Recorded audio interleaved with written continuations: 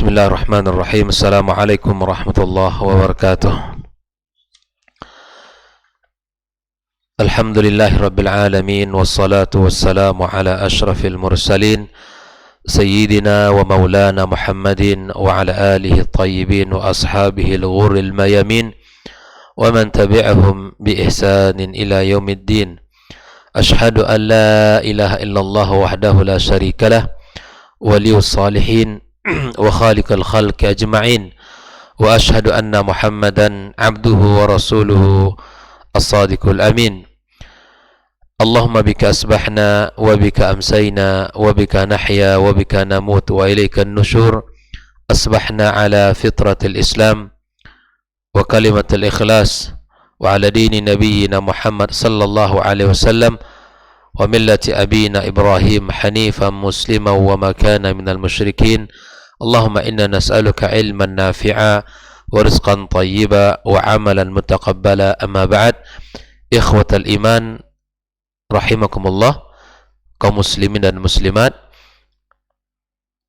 dan saudara-saudari dimanapun berada, semoga senantiasa dirahmati Allah subhanahu wa ta'ala. Alhamdulillah, kembali kita bersyukur pada Allah subhanahu wa ta'ala. Di pagi yang penuh keberkahan ini kembali kita dipertemukan di majelis yang mulia ini, di rumah Allah subhanahu wa ta'ala, yang merupakan sebaik-baik tempat yang ada di muka bumi. Mudah-mudahan Allah subhanahu wa ta'ala selalu memberikan kepada kita kemudahan serta taufiknya untuk bisa duduk dalam majelis yang seperti ini. Serta kita juga berharap kepada Allah agar Allah berikan kepada kita kemudahan untuk bisa mengamalkan dari ilmu yang sudah kita pelajari bersama. Salawat dan salam untuk Nabi kita sallallahu alaihi wasallam. Mudah-mudahan kita mendapatkan syafaatnya nanti pada hari kiamat kelak, dan kita diizinkan untuk bisa meneguk air di telaga yang telah disediakan oleh Allah subhanahu wa ta'ala untuk umatnya. Dan mudah-mudahan kita termasuk yang diizinkan pula, yang dipanggil kemudian dipersilahkan untuk bisa minum di sana nantinya.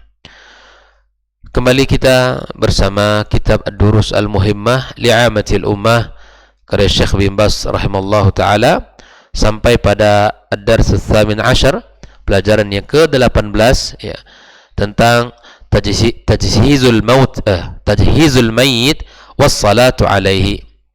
Ya, kita pembahasan dalam bab ini tentang bagaimana menyelenggarakan jenazah dan menyolatkannya.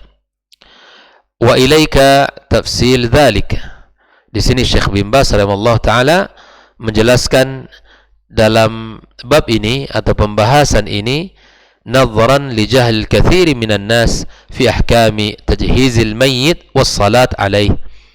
Syekh bin Baz menjelaskan dengan rinci pada bab ini, kata beliau dikarenakan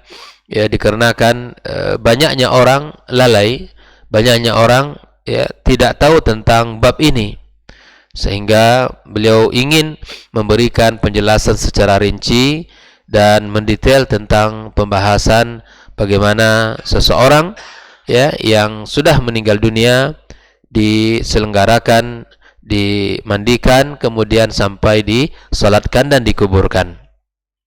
Yang pertama sekali kata beliau adalah yusra' talqinul muhtadhar.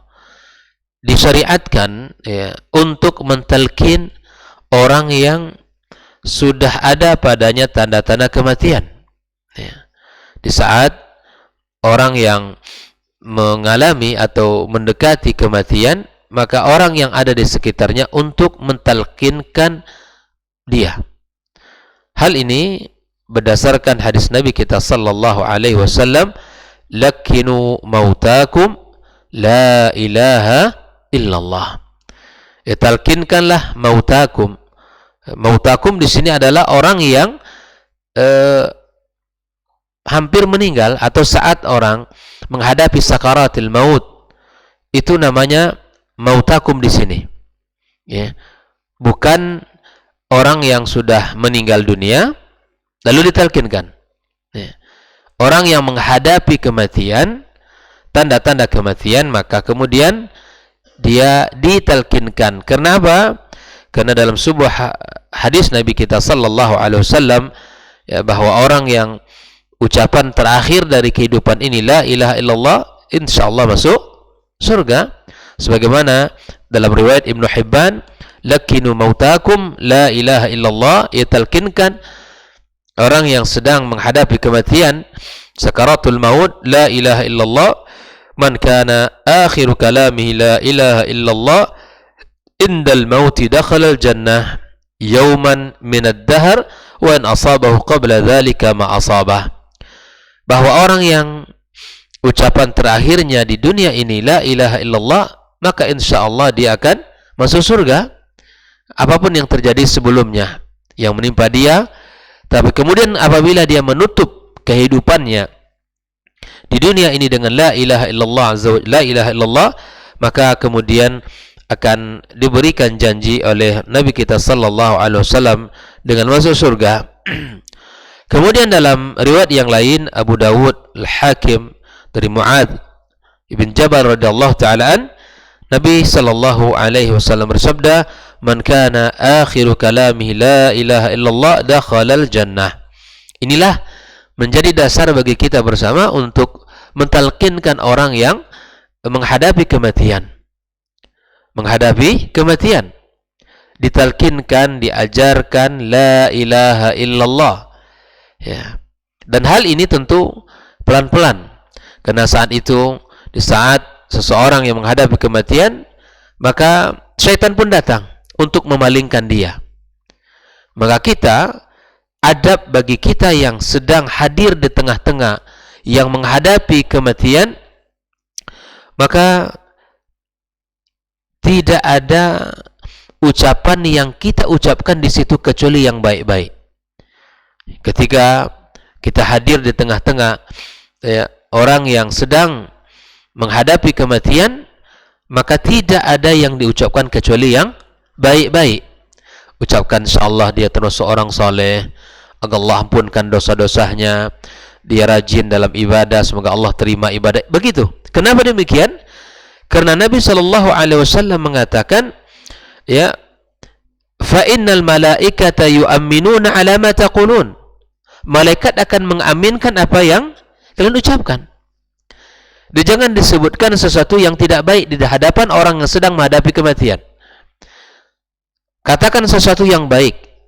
Katakan sesuatu yang terpuji dari amal soleh dia. Termasuk kita mendoakannya adalah perkataan yang baik. Ya Allah, ampunkan dosa dia. Ya Allah, mudahkan jalannya.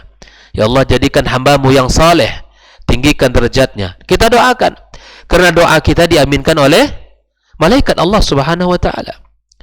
Maka di sinilah kata para ulama, al-muhtadar di sini wal muradu bil mauta fi hadzal hadis lakinu mautakum hum al-muhtadarun. Orang-orang yang sedang ihtidar, yaitu wahum man zaharat alaihim amaratul maut, yang terlihat padanya tanda-tanda kematian.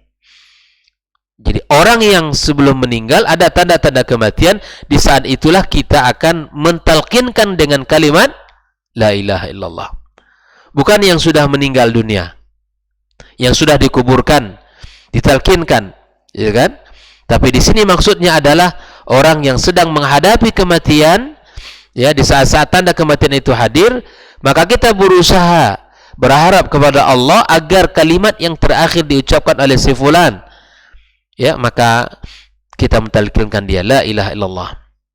Ini yang pertama sekali, ya, cara menghadapi orang yang sedang menghadapi kematian dengan mentalkinkan la ilaha illallah. Yang kedua, kalau dia sudah meninggal dunia, tentunya ini adalah berdasarkan ahli, ya, berdasarkan ketetapan seorang dokter misalnya, ya, dicek urat nadinya, kemudian diperiksa olehnya, maka kalau dia sudah mengatakan dia sudah meninggal, kita kemudian menutupkan matanya, kemudian kita letakkan, kemudian kita lipatkan tangan di atas dadanya. Kenapa? Karena sesungguhnya Rasul sallallahu alaihi wasallam mengatakan mata itu akan mengikuti ruh sebagaimana dia dicabut. Makanya ada orang yang matanya mengarah ke atas, berarti dicabut oleh malaikat Allah Azza wa Jal, ini ruhnya yang menghadap ke atas. Sebagaimana Rasulullah sallallahu alaihi wasallam mengatakan, ya, ketika taghmid, ayusan taghmidul ainaini wa du'a lil mayyit, disunahkan untuk menutup mata si mayit dan kemudian mendoakannya berdasarkan hadis Ummu Salamah. Dia berkata, dakhala Rasulullah sallallahu alaihi wasallam ala Abi Salamah, ya, wa qad shaqqa basarahu faghmadahu. Kemudian dia matanya terbuka, kemudian ditutupkan oleh Nabi kita sallallahu alaihi wasallam. Innar ruha idza qubida tabi'ahu al-basar. Ruh apabila dicabut itu diikuti oleh mata. Nas'alullaha as-salama wal afiyah. Kita minta kepada Allah Subhanahu wa taala kita dimudahkan ya, menghadapi masa-masa itu. Kemudian Nabi sallallahu alaihi wasallam mengatakan, la tad'u ala anfusikum illa bi khairin fa innal malaikata yu'minuna ala ma taqulun. Maka ikhwah fillah rahimakumullah, sekali lagi ini adab ya, saat-saat menghadapi orang-orang yang menghadapi kematian, kita tidak boleh mengatakan kecuali yang baik-baik. Doakan ampunan, doakan ketinggian derajat, doakan kebaikan, doakan husnul khatimah, doakan segala sesuatu yang baik untuk si atau laki-laki atau perempuan yang sedang menghadapi kematian tersebut. Sebagaimana Rasulullah SAW mengatakan ketika hadir pada ya Abi Salamah, Allahumma ighfir li Abi Salamah warfa' darajatahu fil mahdiyyin wa khlufhu fi aqibihi fil ghabirin waghfir lana wa lahu ya rabbal alamin wafsah lahu fi qabri wa nawwir lahu fi. Didoakan oleh Rasulullah SAW, ya Allah ampunkan dosa Abi Salamah, kemudian tinggikan derajatnya ya pada mahdiyyin, dan kemudian tinggalkan di belakangnya ya orang-orang yang saleh, keturunan yang baik-baik. Ampunkan dosa kami dan dosanya ya wahai Rabb semesta alam, lapangkan kuburannya, kemudian berikan cahaya dalam kuburan. Doakan yang baik-baik. Maka ikhwah fillah rahimakumullah, kita tidak boleh mengatakan sesuatu kecuali yang baik-baik. Hindarkan perkataan laknat, hindarkan perkataan yang mengundang ya murka Allah Subhanahu wa taala, atau jangan menceritakan keburukan dia masa lampaunya. Jangan menceritakan ya keburukan masa lampaunya. Ini orang ya Masya Allah dulu ketika di dunia di masa-masa mudanya begini dan begitu. Tidak boleh kita menceritakan, tapi kita doakan yang baik-baik untuk dia, karena malaikat mengaminkan doa kita atau ucapan kita. Ikhwah fillah rahimakumullah, setelah kita ya, mentalkinkan orang yang sedang menghadapi kematian, dan apabila telah yakin kematiannya, maka tutupkan matanya, kemudian lipatkan tangannya sebagaimana yang telah kita sampaikan tadi. Wa yusannu aidan taghtiyatuhu bi thawbin. Ketika orang sudah meninggal ya, ditutup yustar, ditutup dengan kain, jami' badanihi, ditutup seluruhnya. Alhamdulillah kita sudah mendapatkan ini. Ketika orang sudah meninggal dunia, maka ditutuplah si mayit dengan kain. Ya, dengan kain. Hal ini berdasarkan hadis Aisyah radhiyallahu taala anha, anna Rasulullah sallallahu alaihi wasallam hina tufiya sujiya, ay akhraja syaikhan, artinya ditutup. Ketika meninggal dunia ditutup.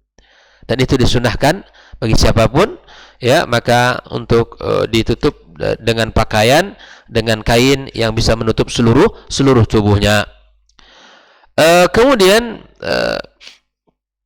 begitu juga, ini hal yang ketiga yang mesti kita jaga adalah di mana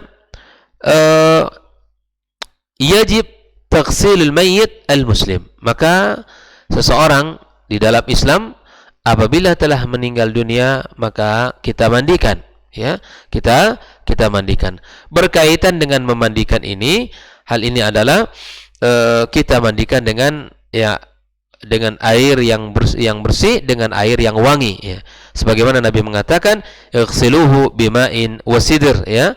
Sidr itu adalah air air yang sudah kita siapkan, yang itu mengandung aroma yang sangat wangi. Bukhari wa Muslim, ketika Rasul sallallahu alaihi wasallam anak beliau Zainab meninggal dunia, maka Nabi mengatakan iksilnaha thalathan, cucilah ya, mandikanlah dengan jumlah sebanyak 3 kali, au khamsan atau 5 kali, au sab'an atau 7 kali, au akthar min dzalika atau lebih daripada itu. fayajib taghsil mayyit walau tasala qabla khurujihi ruha. Walaupun dia mandi sebelum dia meninggal dunia, namun apabila telah yakin meninggal dunia, maka seorang wajib untuk kita mandikan. Begitulah kita memuliakan seseorang yang muslim yang telah meninggal dunia dengan cara kita ya memandikannya sebagaimana dalam syariat kita dituntun hal itu. Illa ayyakun, nah kecuali orang syahidan mata fil ma'rakah, orang yang meninggal dunia dalam syahid, dalam keadaan bertempur, berperang, maka fa innahu la yughsal, ini tidak dimandikan, wala yusalla alai, dan juga tidak disalatkan, bal yudfan fi thiyabih, tapi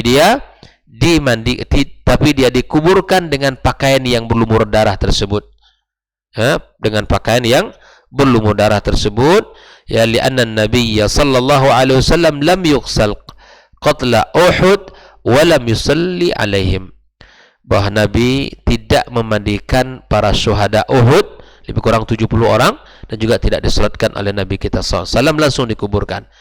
Ya, berharap mereka ini adalah orang-orang yang bangkit nanti di hari kiamat kelak dalam keadaan mereka seperti berlumuran darah, mereka berjihad di jalan Allah Subhanahu wa taala, sebagaimana Rasul SAW bersabda, idfunuhum fi dima'ihim wa lam yughsalhum. Ya, jadi kuburkan mereka dengan darah yang mengucur dari tubuh mereka, yang telah membasahi tubuh mereka, dan tidak perlu dimandikan. Tidak perlu dimandikan. Ya, inilah perintah Nabi SAW. Dan kemudian Nabi SAW mengatakan, ana syahidun ala haula'i. Ya, saya adalah menjadi saksi atas mereka nanti, kata Rasulullah SAW. Ya, fi dima'ihim fa innahu laysa jarihun yujrah fi illah illa jaa wa jarhuhu yawm al-qiyamah yutma launuhu launud dam wa rihuhu rihil misk. Tidak ada orang yang terluka ya satupun di tubuhnya, dan itu kecuali nanti akan datang di hari kiamat luka tersebut darahnya seperti darah yang mengucur, dan aromanya seperti al-misk, ya, aroma minyak wangi yang paling harum. Begitulah nanti orang yang meninggal dunia dalam keadaan syahid fi sabilillah. Dan mudah-mudahan Allah Subhanahu wa taala ya menerima siapapun dari syuhada kaum muslimin yang berharap yang dengan niat dan tulus dengan niat yang tulus dan ikhlas kepada Allah Subhanahu wa taala. Ikhwan fillah rahimakumullah. Kemudian di dalam pembahasan yang berikutnya adalah tentang sifatu ghaslil mayit. Nah, ini tentang sifat dan cara memandikan jenazah. Ya. Ini sebetulnya perkaranya ringan, ikhwah fillah. Memandikan jenazah itu perkaranya ringan. Terkadang kita temukan pola cara yang sangat menyulitkan di tengah-tengah masyarakat kita. Di sebagian tempat sangat sulit untuk memandikan jenazah, cara dan polanya. Padahal sesungguhnya dia seperti tak ubah seperti orang yang mandi wajib. Ya, tak ubahnya seperti itu. Yang kalau seandainya kita sudah yang masih hidup, ya sangat mudah. Ketika dia telah meninggal dunia, maka kita yang memandikannya. Tak ubahnya seperti itu. Tapi kemudian ya ada hal-hal yang membuat cara dan polanya agak rumit, dan itu tidak tahu entah dari mana asal muasalnya dan bagaimana ceritanya, sehingga memandikan jenazah itu seakan perkara yang sangat rumit sekali. Yang pertama, ikhwah fillah, innahu tustar auratu. Jenazah yang sedang dimandikan, maka dia wajib ditutup auratnya, tidak boleh dibuka baju seluruhnya sehingga terbuka auratnya, tidak boleh. Kita berusaha untuk ya memandikan jenazah dengan aurat yang tertutup. Ya. Apalagi orang-orang yang memandikan harus amanah. Tidak orang yang memiliki mulut yang tidak bisa menahan. Makanya orang-orang yang memandikan jenazah itu di antara adabnya dia bisa menyembunyikan kekurangan-kekurangan fisik yang ada pada jenazah tersebut. Tidak boleh untuk diceritakan, dibeberkan ke orang lain. Yang kedua, ya, thumma yurfa' qalilan, ya, diangkat sedikit, wa ya'sar batnu asran rafiqan.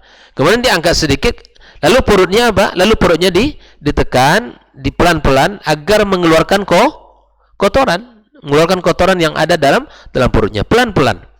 Nah, di sini disebutkan li'anna auratul mayit ka auratil hayy. Auratnya si mayit sama dengan auratnya orang hidup. Sebagaimana Ali mengatakan dalam sebuah hadis ini, wala tanzuru ila fakhidhi hayyin wala mayit. Tidak boleh melihat kepada paha ya yang hidup maupun yang meninggal. Nah, ikhwah fillah, kita yang memandikan jenazah betul-betul kita berhati-hati. Tidak perlu kita melihat aurat, tapi kemudian kita bersihkan pelan-pelan, kita bersihkan, kita mandikan. Lalu kemudian diangkat perut, lalu kita tekan pelan-pelan agar keluar kotorannya, likay yakhruj ma fi batni min fudalat mimma huwa musta'id lil khuruj. Sisa-sisa daripada kotorannya atau sisa-sisa yang belum keluar di saat dia sakit, maka dikeluarkan. Itu pelan-pelan. Ya, pelan-pelan, dan tidak boleh kita tekan secara kuat-kuat. Thumma yulafful ghasil ala yadihi khirqah. Lalu kemudian ada kain ya yang bisa digunakan untuk apa? Untuk membersihkan arah dua lubang, membersihkan yang belakang. Ya. Misalnya li'anna al-mayyit fi mahalli masyafaqa war rahmah wa li'anna hurmatal mayyit ka hurmatil hayy wa qad qala Rasulullah sallallahu alaihi wasallam ya inna kasra 'idhamil mayyit ka kasrihi hayya. Jadi kehormatan yang sudah orang yang telah meninggal dunia itu sama seperti orang yang hidup. Bagaimana kita memperlakukan orang yang hidup, begitu kita memperlakukan orang yang sudah meninggal dunia. Tidak boleh kita berlaku kasar, tidak boleh kita berbuat sesuatu yang menyakiti fisik dia. Nah, di awal saya katakan orang yang memandikan jenazah itu sebaiknya orang yang amanah dan betul-betul faham dengan tugasnya, tidak mudah untuk menyakiti dan tidak semena-mena di dalam memandikannya.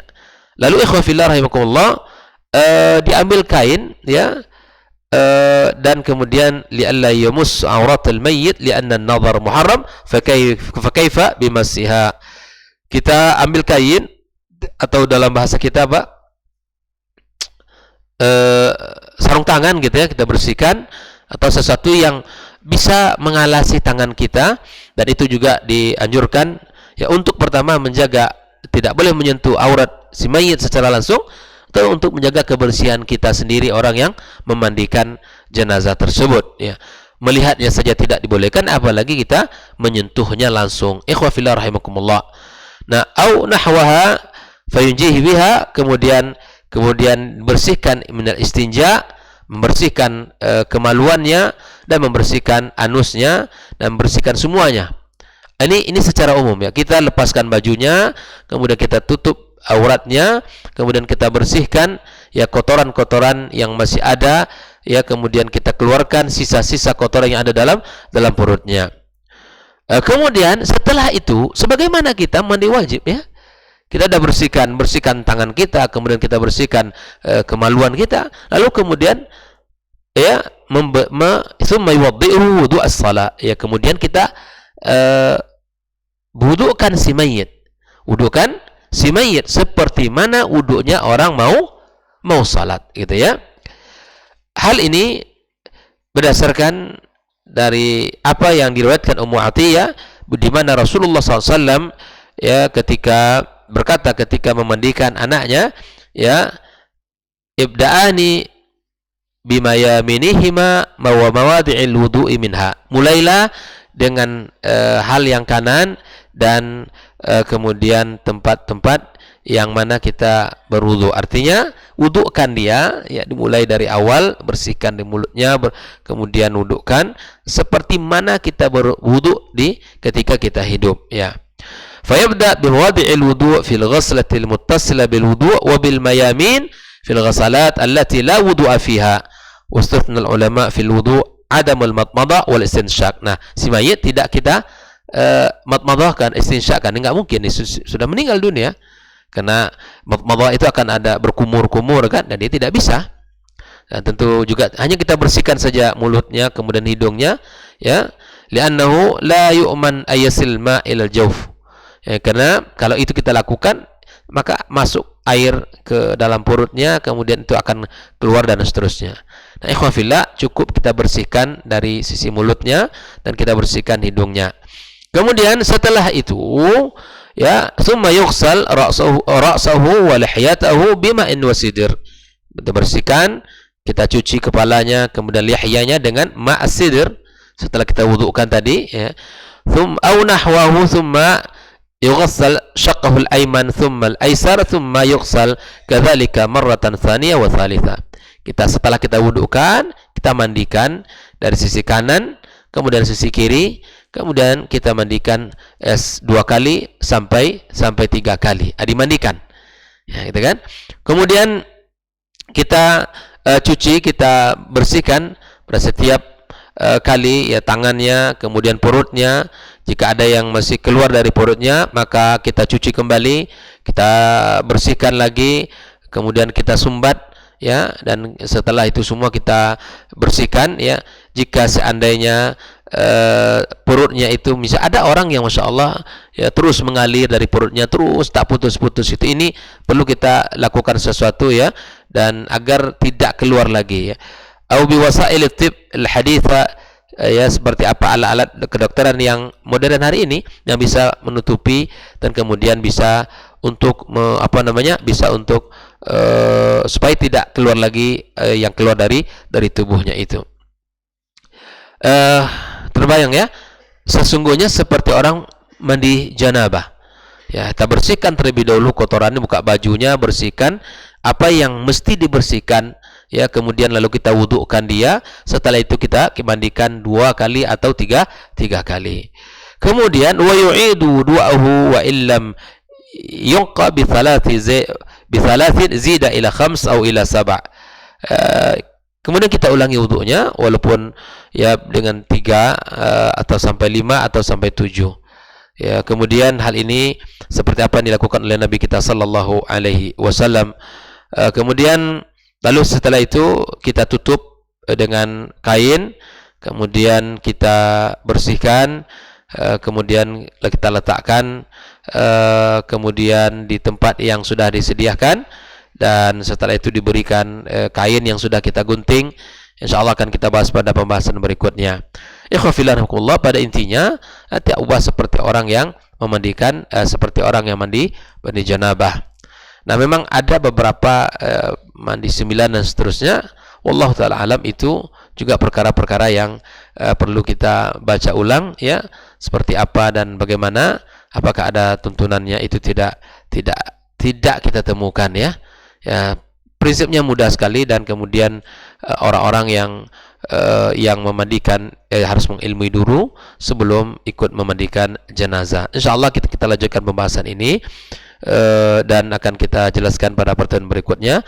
Wassallallahu ala nabiyyina Muhammadin wasallam wa subhanakallahumma bihamdik asyhadu an la ilaha illa anta astaghfiruka wa atubu ilaik. Wassalamualaikum warahmatullahi wabarakatuh.